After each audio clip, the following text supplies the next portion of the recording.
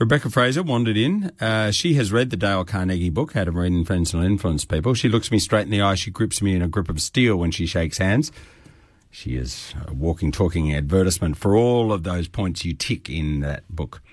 And she actually is also someone who can help you in your career counselling. You might remember we spoke to Rebecca a little earlier on about the Careers Expo that was on across the weekend. I thought it'd be interesting to get her in to see what you had gone up and spoken to her about. What were the themes that emerged from actual people asking actual questions? And we'll talk about a few other things as well, but she's right here. Welcome, Rebecca.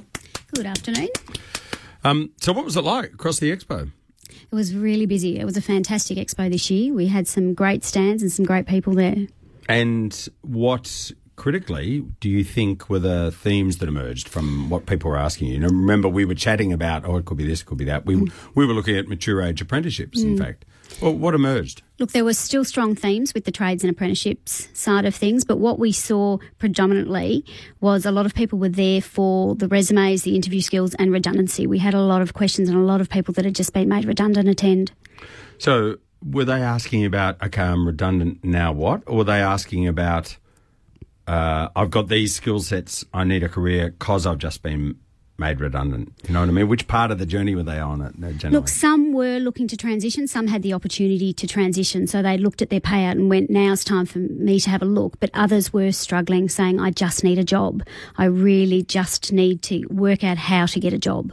It's interesting chatting to Andrew Watt. I don't know if you caught much of that. He studied as a lawyer originally and then went on and worked. Well, he set up Impress, the street magazine, and he worked with Paul Dainty's publishing arm, and he managed acts. And then at some point there, he's looked at his total skill set and added a Masters of Arts in there to give him a specific job in the law, and copyright and entertainment law is now what he works in. I thought that was very interesting to look at the kind of cards, if you like. In my mind, it was like he spread the cards on the table and tried to see the pattern. Yep. That's not a bad way to do things, is it? No, and there's some great profiling tools that actually let you do that. So What he's done is amalgamated his two passions. Yeah, and thought, what else do I need to add to this to make it an actual job? Yep. Yeah, and there are a lot of tools out there. The one in particular is the Strong Interest Inventory, which looks specifically at that, so skills and qualifications, and brings all of them together. It's interesting. What else came out across the Career Expo? I'm fascinated with that because that's you dealing with the public and getting hundreds of people giving you feedback. Well, in the CDAA stand, which was the Career Development Association of Australia stand, we actually saw over 760 people, and that was across face-to-face career counselling and resume reviews. I think just under 500 were specifically looking at their resumes. Wow. Let's have a chat about that, which happens to be your forehand, because I've got in my hand How to Write a Winning Resume, a Proven Method. Rebecca Fraser. How long ago did you write this? That was last year.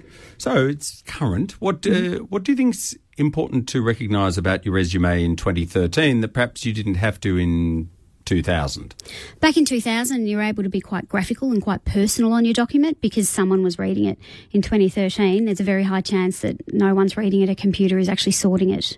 What do you mean no one's reading your resume? A computer does it. What does that mean? So the e-recruitment tools are now actually managing the processing of candidates. So when you submit your application, it'll go into a system, and as long as you've got the keyword in there, they can find you. Shut up. Is this how big a business? They're available for quite small. I know a recruitment agency of 2 people that uses it.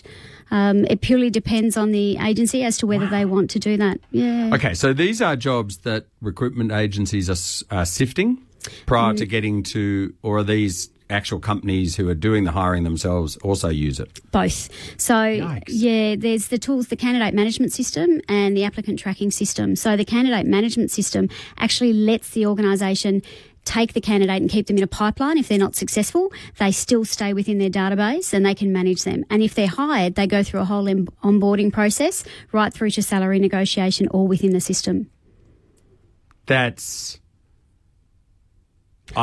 My mouth is open right now. Wow. I'm just thinking Terminator, Cyberdyne Systems. That is incredible. So, okay, if that's true, and you should know, then the way I write my resume has to be so the computer will read it, not a person. Absolutely. So I simple may start things. crying right now. But okay, what does that mean? Well, key content shouldn't be in your header and footer. So if a lot of people put their name in the header thinking it will then appear on every page, many e-recruitment tools cannot read the content in the header and footer. PDF files, some can't read PDF files, always has to be Word. A lot of them can't read content in tables, so you need to take it out of tables and just have it in plain text format, and others can't actually read content in brackets. So when I'm sending off my CV, I'm sorry if everyone knows about this and you're yelling at the radio, come on, Richard, catch up.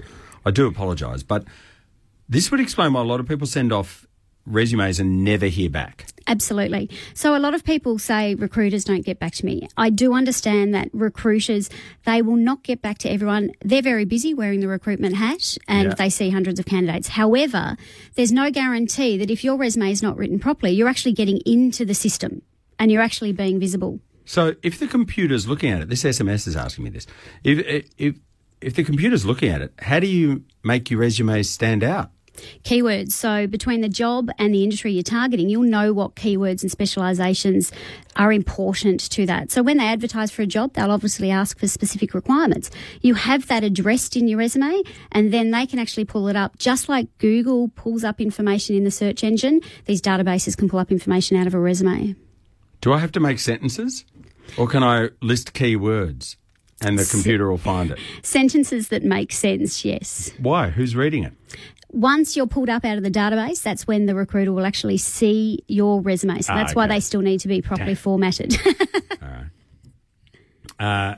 Richard, after literally doing over 3,000 CVs for clients, I have one golden rule: never do your own CV. Importantly, I include myself in that ethos.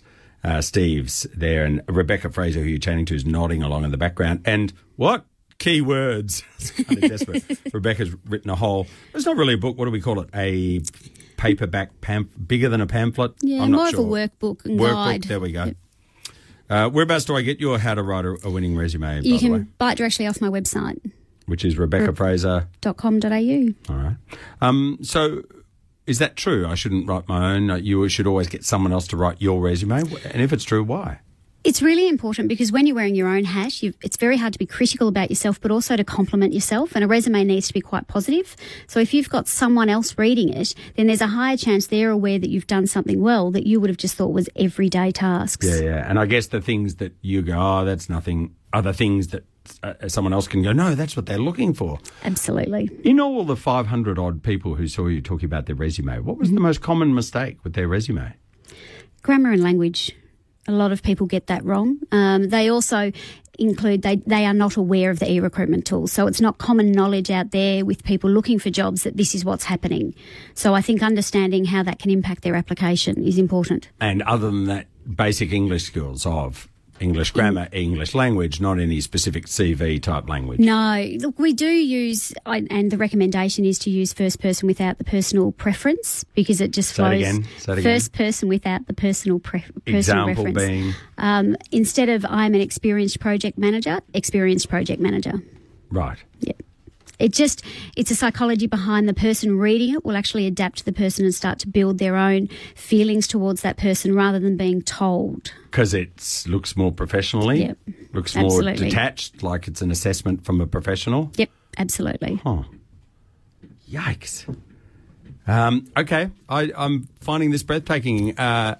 We'll talk again, I'm sure, Rebecca, about stuff to do with career and transition and management. But if that's a really important thing. I'm still sitting here getting over the thought that most CVs aren't looked at by humans. Yep. And that therefore your CV better fit the software that they're using to read the CVs or it's going to go nowhere. Yeah, unfortunately so. Rebecca Fraser, fraser.com.au. If you want to take that further with Rebecca on her website, you can do so and find out. Rebecca, as always, fascinating to chat to you. Thank you so much. Thank you for having me.